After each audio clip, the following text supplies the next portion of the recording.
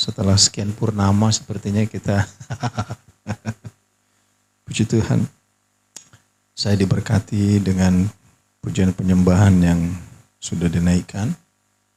Dan saya juga diberkati dengan setiap kesaksian saudara. Sudah gak sabar rasanya 2:10 malam. Amin.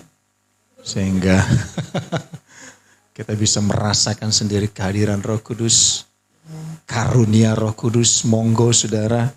Kita bebaskan roh bekerja. Apa yang Tuhan percayakan bagi kita. Firman Tuhan katakan untuk memperlengkapi jemaat. Amin saudara. Dan terima kasih juga buat hamba Tuhan, tim pastori yang sudah melayani Bapak Pendeta Tommy Tairas selama ada di sini bersama dengan jemaat Tuhan. Menginap di tempat ini, dilayani makannya, dilayani minumnya. Kadang itu enggak mudah juga saudara. Om Tommy Tairas itu boleh dikatakan teman dulu di cabang. Jadi gereja itu besar, ada cabangnya saudara. Dan saya dengan dia itu adalah jemaat cabang. Dan setelah itu dia sekolah kita pindah ke Manado, tinggal di Manado. Saya rasa dia sudah cerita saudara. Ya, kalau yang lain seperti Om Oce, Om Dunov, Om Boas, Om Aan yang saudara kenal, itu datang memang sudah hamba Tuhan. Ya. Tapi Om Tommy Tairas, saya, siapa lagi? Om yang di Bali, wah Om Dedi, Apilaya, saudara. Itu lahir dari jemaat gitu. Dan saya juga rindu sekali kita memberangkatkan jemaat sekolah Alkitab. Amin saudara. Supaya menjadi buah. Puji Tuhan. Dan tentunya tidak cuma memberangkatkan saudara. Tapi juga kita tetap monitor dan support ke depan. Ya kita doakan saja saudara. Saya sih berharap nanti ada yang nemenin Torah soal Alkitab saudara. Dari sini. Ya puji Tuhan. Jangan tanya kami kemana karena sudah banyak yang tahu saudara. Saya kirim video ke Bung Dedi untuk diedit. Walaupun kadang cuma dibaca doang saudara. Habis itu besoknya dijawab saudara. Saya pikir ini ternyata Bung Dedi dia ternyata nonton dulu baru dia jawab saudara ya. Jadi quality control dulu ternyata. Ya dia akan banyak kerjaan saudara karena ada banyak video. Jadi kami bukan hanya misi untuk kepentingan sendiri, tapi kami rindu di setiap spot itu kami ada podcast-nya. Amin. Ada sampaikan firman di sana. Dan tentunya untuk mendukung itu semua ke depan, sesuai dengan permintaan dari tim multimedia, sudah ada kamera baru. Jadi nanti kita akan punya 2 kamera saudara. Amin. Sehingga sudah bisa terpenuhi kebutuhan kita. Semuanya. Untuk kemuliaan Tuhan. Puji Tuhan, tidak berlama. Mari kita perhatikan dalam Injil Yohanes pasal 12 ayat 44 sampai 50. Injil Yohanes pasal 12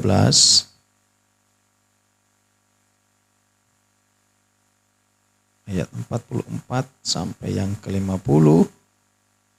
Ini adalah masih rentetan saudara. Ada penafsir mengatakan ini terjadi pada saat Yesus detik-detik terakhir Yesus sebelum disalibkan. Jadi kalau kita baca perikop pasal 12 ini saudara, ini adalah momen-momen Yesus masih rentetan Yesus memberitakan tentang kematiannya. Ya.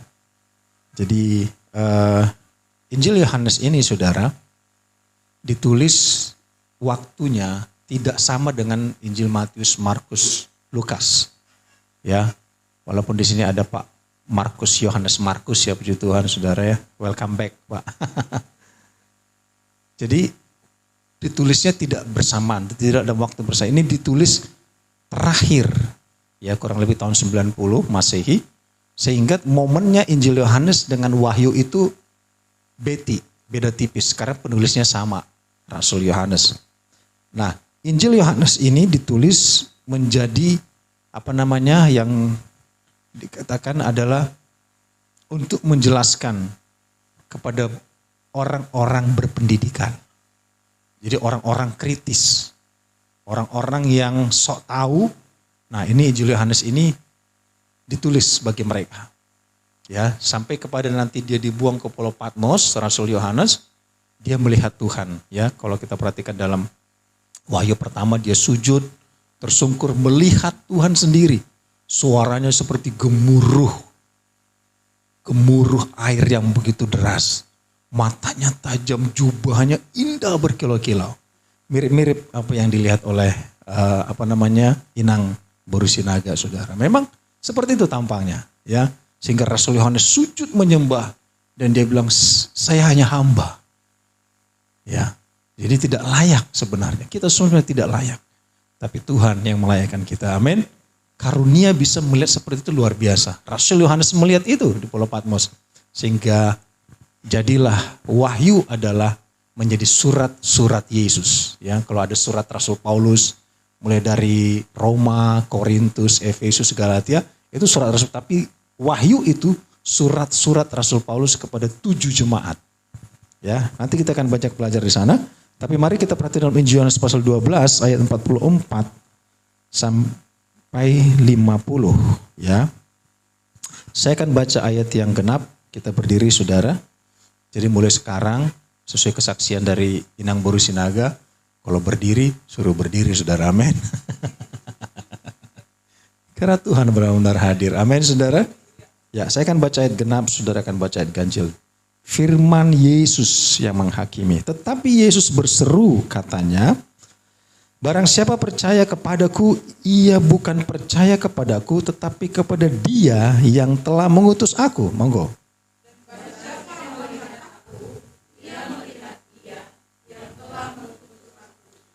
Aku telah datang ke dalam dunia sebagai terang, supaya setiap orang yang percaya kepadaku jangan tinggal dalam kegelapan.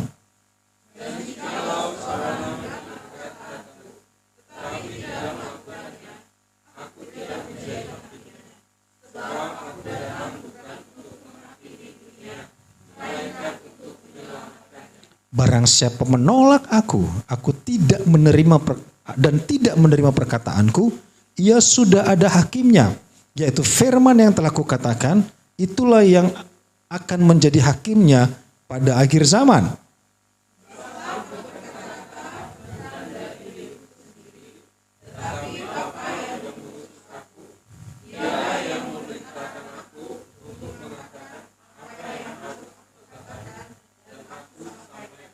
Dan aku tahu bahwa perintahnya itu adalah hidup yang kekal. Jadi apa yang aku katakan, aku menyampaikannya sebagaimana yang difirmankan oleh Bapa kepadaku. Puji Tuhan, silakan duduk, saudara. Jadi Yesus berbicara kepada banyak orang. Yesus menyampaikan ini menjelang detik-detik dia disalib, dikhianati. Itu masih rentetan, saudara. Dan firman Tuhan katakan berseru, tetapi Yesus berseru katanya barang siapa percaya kepadaku. Ia bukan percaya kepadaku tetapi kepada Dia yang telah mengutus aku. Jadi ada korelasinya, ada relevansinya, saudara, antara Yesus dan Bapa. Walaupun sekarang banyak pengajaran ya mengatakan oneness, hanya Yesus, yang lain enggak. Tidak, saudara. Yesus adalah Tuhan, tetapi kita harus percaya Trinitas itu Bapa, Putra, dan Roh Kudus. Dan Yesus jelas berkata, barang siapa percaya kepadaku, ia bukan percaya kepadaku, tetapi kepada Dia yang telah mengutus aku. Dan barang siapa melihat aku, ia melihat Dia yang telah mengutus aku. Ini jelas, saudara. Dikala kita sudah percaya Yesus, kita percaya kepada Bapa. Dikala kita sudah melihat Yesus, merasakan kehadiran Yesus, merasakan kehadiran Roh Kudus, kita merasakan kehadiran Bapa, Allah semesta alam, pencipta langit dan bumi. Amin, saudara. Jadi sebuah satu kesatuan. Tidak bisa dipisahkan. Aku telah datang ke dalam dunia sebagai terang, supaya setiap orang yang percaya kepadaku jangan tinggal di dalam kegelapan. Yesus datang sebagai terang, ya. Di bagian lain dalam Injil Yohanes dikatakan bahwa sekalipun manusia lebih senang dengan kegelapan. Sekalipun manusia lebih senang dengan menutup-nutupi saudara. Tetapi Yesus datang sebagai terang. Yesus menerangi hidup kita, menerangi hati kita. Ya, wajah kita bersinar terang saudara, amin. Karena kita sudah pelajari, karena apa? Kemuliaan. Manusia, semua orang sudah kehilangan kemuliaan Allah. Di saat manusia jatuh ke dalam dosa. Tetapi di saat Yesus mati dan bangkit menyelamatkan kita. Kemuliaan itu dikembalikan sesuai dengan doa Yesus. Dalam Injil Yohanes 17. Aku memberikan kemuliaanku yang aku dapat, yang aku terima dari Bapa. Jadi kemuliaan itu dikembalikan kepada kita. Amin. Sehingga wajah kita pun berseri. Wajah kita pun terang di hadapan orang. Orang melihat kita. Kok ini orang aneh? Lain, bukan aneh, tapi lain. Karena apa? Karena dia memiliki firman. Seperti Firaun bertemu dengan Yusuf pertama kali.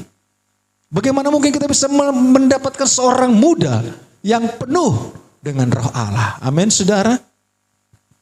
Saya agak-agak greget, saudara, dengan organisasi. Kembali lagi, orang agak greget, saudara. Ya. Coba kita naik ke atas, Injil Yohanes pasal 12 ayat 43. Sedikit saja saudara, kita nyinggung, melipir sedikit. Ayat 43 di atasnya.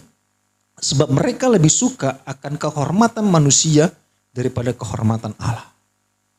Jadi ini yang kadang dicari orang. Yang dicari orang adalah kehormatan manusia.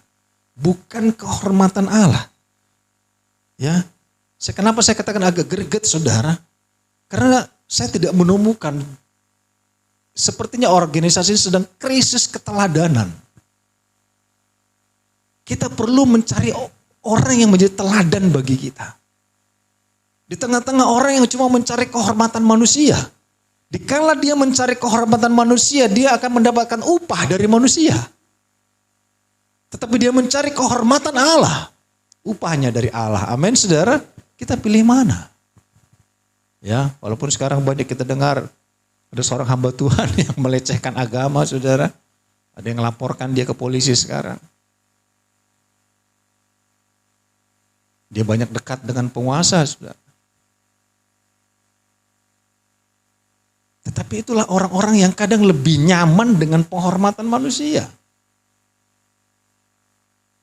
Kita mencari penghormatan Tuhan, amin. Kerinduan kita satu kali kelak kita akan bertemu dengan dia, Yesus Tuhan kita. Dan dia katakan, sabaslah engkau, hai hambaku yang baik dan setia. Amin, saudara. Itu yang kita cari, itu yang kita mau. Kita tidak lagi di dalam kegelapan, jangan tinggal lagi dalam kegelapan. Seyogianya mereka yang sudah menerima Yesus, tidak lagi tinggal dalam kegelapan. Tidak lagi tinggal dalam rahasia, tidak lagi tinggal dalam apa saudara? Ketertutupan. Kita tinggal dalam sebuah keterbukaan karena hidup kita adalah suratan yang terbuka. Amin, saudara. Hidup kita bisa dibaca semua orang. Ada firman dalam hidup kita. Ada kesaksian dalam hidup kita. Ada kebenaran dalam hidup kita. Firman Tuhan katakan di mana ada kebenaran di situ akan timbul damai sejahtera. Tapi kalau hidup kita gak pernah damai satu dengan yang lain, jangan-jangan di hidup kita gak ada kebenaran, saudara. Karena akibat kebenaran adalah ketekunan, tahan uji, dan ujungnya adalah damai yang Tuhan siapkan bagi engkau dan saya. Amin. Lanjut saudaraku. Dan jikalau seorang mendengar perkataanku tapi tidak melakukannya, aku tidak menjadi hakimnya, sebab aku datang bukan untuk menghakim dunia, melainkan untuk menyelamatkannya. Amin. Ini yang kami pribadi meneladani Yesus. Kami tidak pernah bisa menjadi hakim. Karena itu bukan tugas yang kami emban, saudara. Kami mengembangkan tugas sebagai gembala untuk menuntun kita kepada keselamatan yang datang dari Yesus. Amin. Itu yang penting bagi kita, saudara.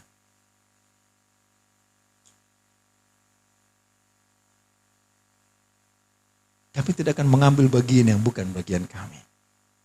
Yesus katakan lagi, aku datang ke dalam, dan jikalau seorang mendengar perkataanku tapi tidak melakukannya, aku tidak menjadi hakimnya, sebab aku datang bukan untuk menghakimi dunia, melainkan untuk menyelamatkannya. Sekalipun banyak orang, saudara, khotbah di media sosial. Dia ingin membuat orang lain bertobat lewat media sosial, saudara. Saya bilang good luck, mantap. Kadang orang dikhotbahin 1000 kali pun belum tentu bertobat. Tapi ada orang ingin membuat orang lain bertobat lewat media sosial, saudara. Lewat status. Supaya orang lain akan membaca statusnya, orang lain itu bertobat. Oh puji Tuhan, haleluya, kalau itu berguna, kalau itu terjadi, saudara, amin. Tetapi saudara, bukan itu caranya. Kita tidak mengkhotbahin orang, monggo silakan saudara cari status firman Tuhan, monggo itu baik. Tapi kalau saudara membuat itu di media sosial, saudara, dengan tujuan orang itu bertobat, belum tentu, saudara. Bisa jadi memperkeruh. Saudara, aku datang bukan untuk menjadi hakim firman Tuhan, tetapi menjadi untuk apa, saudara? Menyelamatkan. Amin. Saudara, kita lihat dalam Amsal, saya rasa ada tadi saya catat di sini.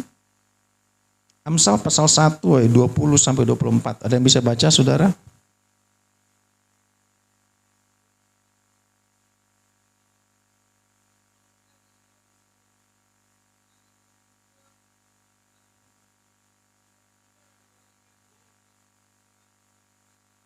Amin. Amsal menjelaskan hikmat yang luar biasa, saudara. Amsal menjelaskan nubuatan ke depan. Ada hikmat yang berseru nyaring di jalan-jalan. Di lapangan-lapangan yang mendengarkan suaranya.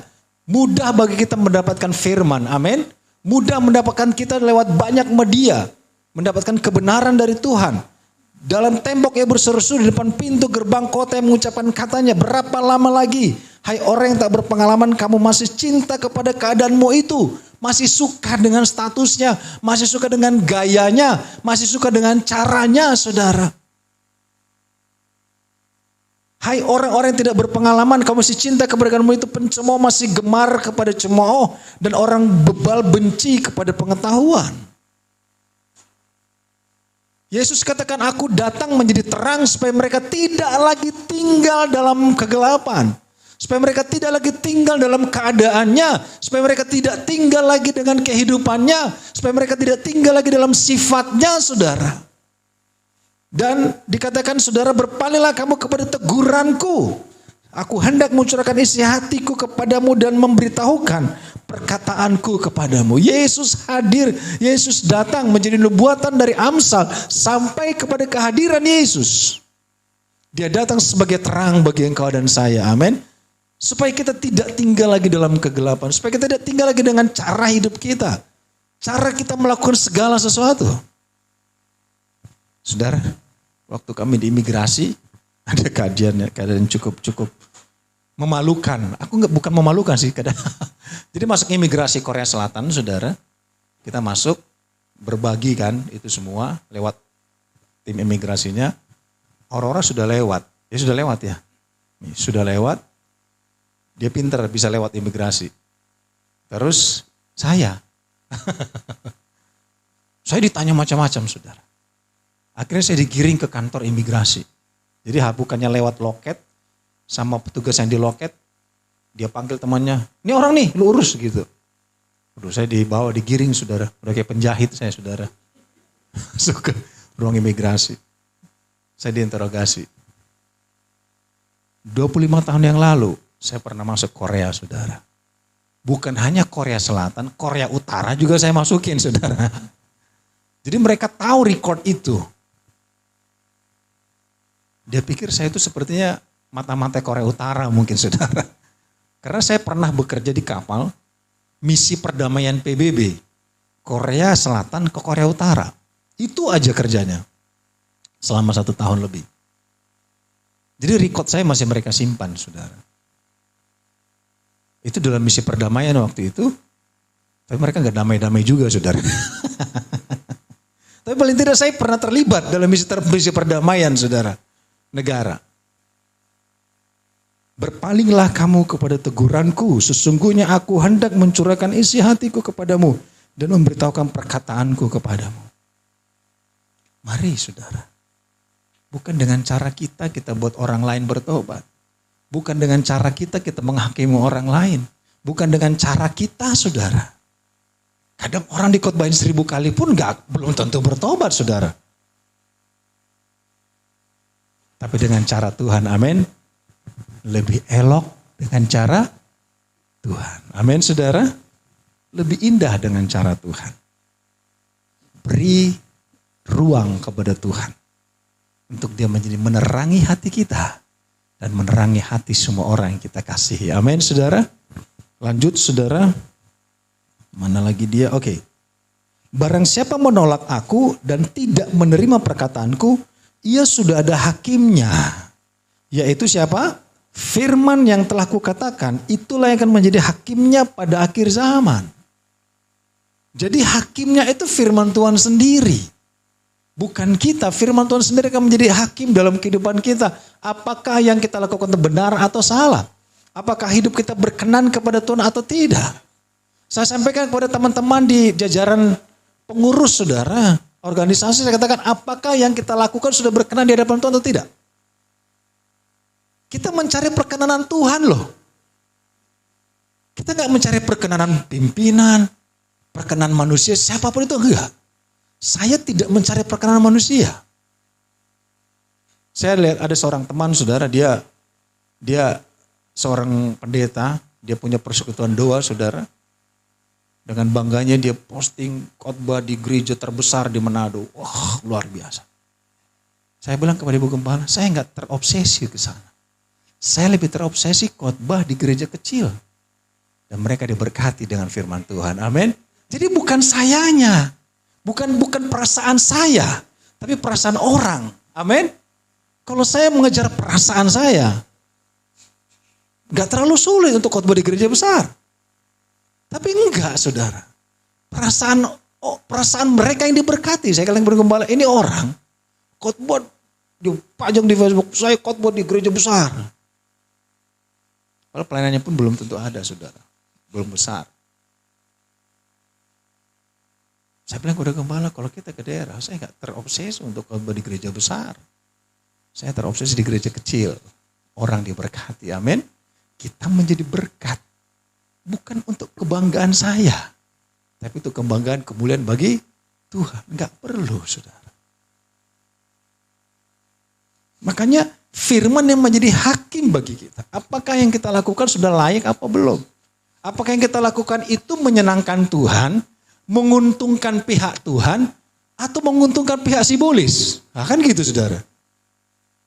Ya kan? Yang kita lakukan saudara, cara kita menguntungkan Tuhan atau menguntungkan iblis. Itu yang harus kita pelajari. Firman menjadi hakim bagi kita.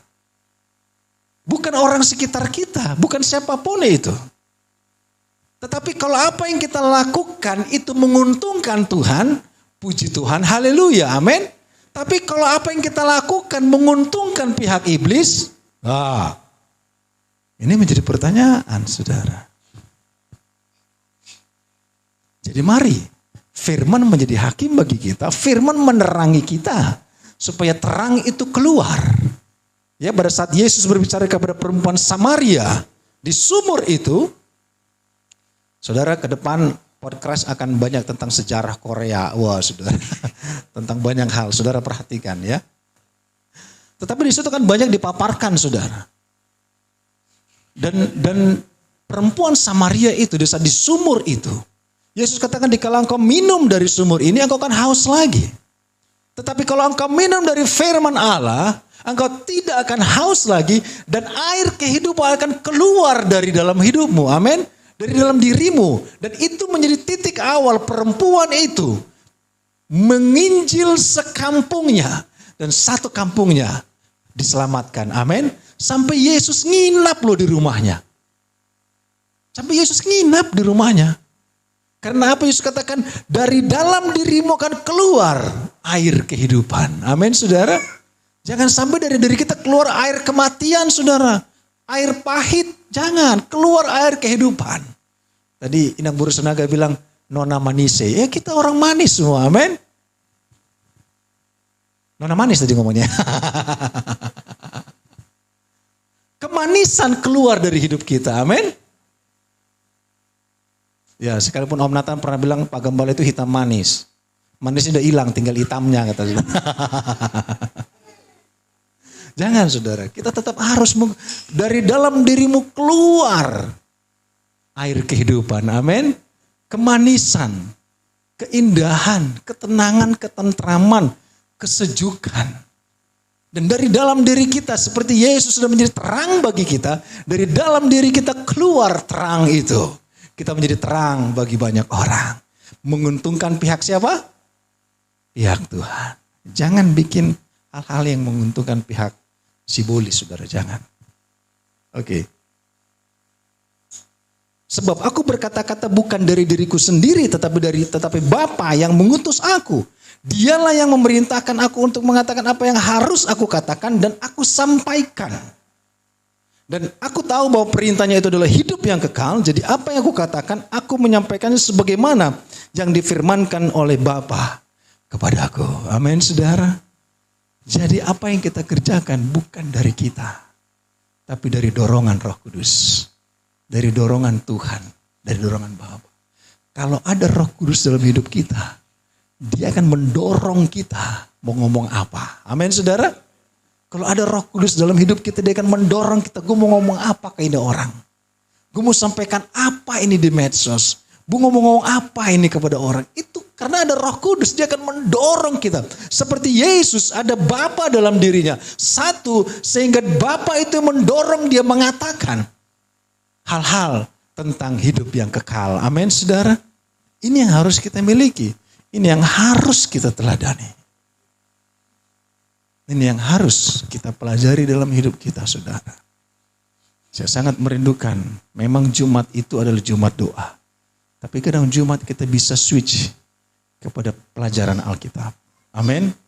Hosea katakan umatku binasa karena kurang pengetahuan. Mari kita mencintai firman, kita belajar dan belajar. Untuk kita tahu penuh dengan firman. Ayat terakhir, saudara. Saya harap saudara tidak bosan. Ya, Yesaya 50 ayat 4 sampai 11. Monggo, siapa yang mau baca?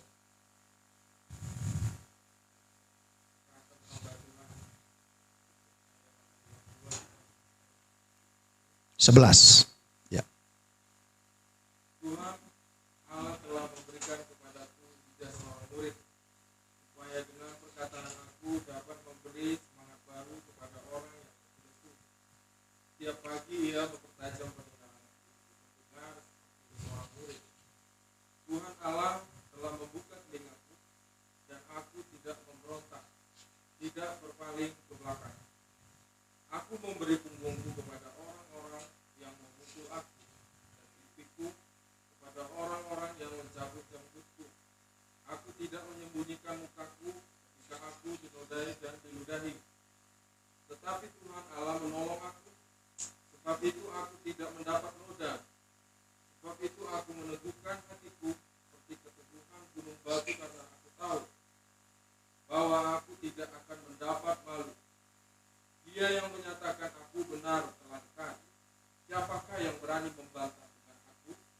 Marilah kita tampil bersama-sama. Siapakah lawanku berperkara? Biarlah ia mendekat kepadaku. Sesungguhnya Tuhan Allah menolong aku.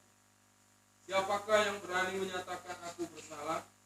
Sesungguhnya mereka semua akan memburu seperti pakaian yang sudah usang. Lengah akan memakan mereka. Siapa di antaramu yang takut akan Tuhan dan mendengarkan suara hamba-Nya? Jika ia hidup dalam kegelapan dan tidak ada cahaya bersinar baginya, baiklah ia percaya kepada nama Tuhan dan bersandar kepada Allah-Nya. Sesungguhnya kamu semua yang menyalakan api dan yang memasang panah-panah api, masuklah ke dalam nyala apimu. Dan ke tengah-tengah panah-panah api yang telah kamu pasang. Oleh tangan pula hal itu akan terjadi atasmu. Kamu akan berbaring di tempat siksaan. Puji Tuhan, ayat ini menggambarkan Yesus sebagai hamba yang baik, sebagai hamba yang setia. Amin. Yesus, dia katakan memberikan lidah seorang murid. Dengan perkataan aku dapat memberi semangat baru kepada orang yang letih lesu. Dan mempertajam pendengaran kita akan firman. Amin, saudara. Ini gambaran tentang Yesus. Bahkan dia memberikan punggung kepada yang memukul dia. pipi kepada orang yang mencabut janggutku. Ini kebetulan ada janggutnya di sini saudara ya. Saudara kalau mau cabut janggutnya monggo. Lewat ayat ini dia mau kasih saudara. Aku tidak menyembunyikan mukaku ketika aku dinodai dan diludahi. Tetapi Tuhan Allah menolong aku. Saudara, ini gambaran teladan Yesus. Saya katakan tadi kita sedang krisis keteladanan. Menurut saya, mungkin saya salah.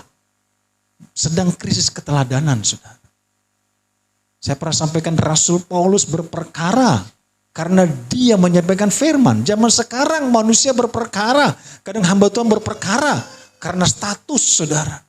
Karena Facebook, karena hina menghina, karena rebutan kedudukan, jabatan, pangkat, saudara. Padahal tetap saya katakan upahnya 1 dinar, bro. Dia mau jadi hamba Tuhan dari jam 7 pagi pun upahnya 1 dinar. Dengan kami yang muda, baru masuk jadi hamba Tuhan jam 3 sore tetap upah 1 dinar. Amin. Jadi gak ada yang bisa dibanggakan. Ini menjadi teladan bahwa aku memberikan punggungku kepada orang mencambuk aku. Aku memberikan pipiku. Bahkan ketika diludahi pun aku tidak berpaling. Itu teladan yang Yesus berikan. Tetapi saudaraku semuanya, kalau tidak ada terang dalam hati kita, itu akan menghalangi kita untuk bisa berlaku seperti itu. Tapi siapa di antara kamu yang takut akan Tuhan dan mendengarkan suara hambanya, jika ia hidup dalam kegelapan dan tidak ada cahaya bersinar baginya, bagilah percaya kepada nama Tuhan, bersandar kepada Allahnya. Mari saudara, adakah terang itu dalam hidup kita? Adakah air kehidupan itu dalam hidup kita? Adakah Roh Kudus itu dalam hidup kita yang mendorong kita mau ngomong apa? Amin. Makanya kalau saudara dengar orang ngomong aneh, saudara, jangan-jangan gak ada Roh Kudus dalam hidupnya. Karena dorongan itu kan keluar. Saya mau ngomong apa? Terang itu akan keluar, air kehidupan itu akan keluar. Untuk apa dikatakan saudara? Supaya dengan perkataan aku dapat memberi semangat baru kepada orang yang letih lesu. Saudara, firman akan menjadi hakim bagi kita semua. Tidak perlu kita ngomongin orang. Sekalipun di sekitar kita atau di tempat lain, orang menyakiti kita, orang melukai kita. Jangan berdiri sebagai hakim. Karena firman itu firman itu sendiri yang akan menjadi hakim bagi kita. Tapi tetapkan dirimu. Roh Kudus, firman, terang, air hidup adalah kehidupan kita semua. Amin. Kita sampaikan kepada Yesus, bukan kepada dunia. Siapapun mereka. Mari saudara kita masuk ke dalam doa dan penyembahan kita.